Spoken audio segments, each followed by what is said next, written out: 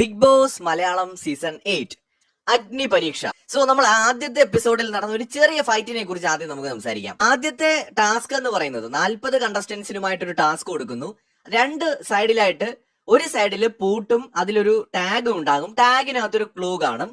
അതിന്റെ ഓപ്പോസിറ്റ് സൈഡിലായിട്ട് കുറെ താക്കോലുകൾ ഉണ്ടാവും. അവിടെയും ഒരു ക്ലൂ കാണും. ശരിക്കും പറഞ്ഞാൽ ഈ ഒരു ടാസ്കിൽ 20 പേര് മാത്രമേ ജയിക്കുകയുള്ളൂ. കാരണം 20 പൂട്ടും താക്കോലേ ഉള്ളൂ. അപ്പോ ഈ ഒരു ടാസ്കിൽ ആദ്യം വേണ്ടത് നിശ്ചിത സമയത്തിനുള്ളിൽ ഈ ക്ലൂ അടങ്ങിയിട്ടുള്ള താക്കോൽ കളക്ട് ചെയ്യുക എന്നുള്ളതാണ്.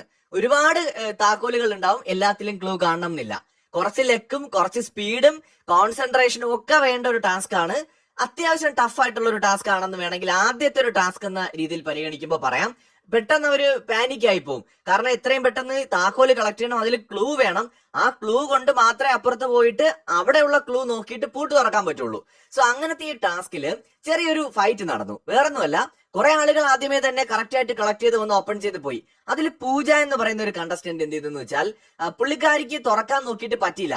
കാർഡ് കിട്ടി, താക്കോല് കിട്ടി, ക്ലൂ കിട്ടി, പൂട്ടും കിട്ടി, പക്ഷെ തുറക്കാൻ പറ്റിയില്ല. അപ്പൊ അതിനിടയിൽ അവിടെ ഉണ്ടായിരുന്ന വേറൊരു കണ്ടസ്റ്റന്റ് എന്ത് ചെയ്തു, ഹെൽപ്പ് ചെയ്യാനെന്നും പറഞ്ഞുകൊണ്ട് മൂപ്പര് വന്നിട്ട് നൈസ് ആയിട്ട് താക്കോലങ്ങ് വാങ്ങി. എന്നിട്ട് പുള്ളിക്കാരൻ തുറക്കാൻ ശ്രമിക്കുകയാണ്. പുള്ളിയുടെ കയ്യിൽ ക്ലൂ ഇല്ല, പുള്ളിയുടെ കയ്യിൽ കാർഡില്ല, പക്ഷേ പുള്ളിക്ക് പൂട്ടും ഏതാണെന്ന് മനസ്സിലായി, താക്കോലും കയ്യിൽ കിട്ടി. അതായത് ബിഗ് ബോസ് തുടങ്ങുന്നതിന് മുമ്പ് അഗ്നി പരീക്ഷയിൽ തന്നെ ബിഗ് ബോസ് ലെവൽ ഗെയിം കളിക്കാൻ നോക്കിയതാണ് മൂപ്പര്.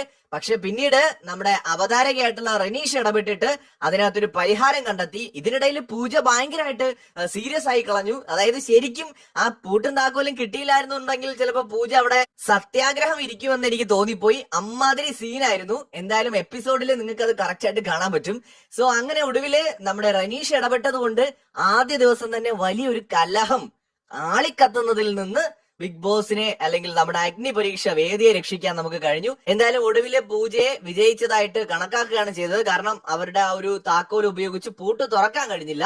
അത് ഒരുപാട് പേര് ട്രൈ ചെയ്തത് കാരണം ഒരുപക്ഷെ അത് ജാമായി പോയതായിരിക്കാം. എന്തായാലും പൂജയും ആ 20 പേരിൽ ഒരാളായിട്ട് ആദ്യത്തെ ടാസ്ക് വിജയിച്ചു എന്നുള്ളതാണ്. എന്തായാലും ഫസ്റ്റ് ഡേയിൽ തന്നെ ഫസ്റ്റ് ഫൈറ്റ് ടാസ്കിന്റെ ഇടയിൽ അങ്ങനെ സംഭവിച്ചു കഴിഞ്ഞു.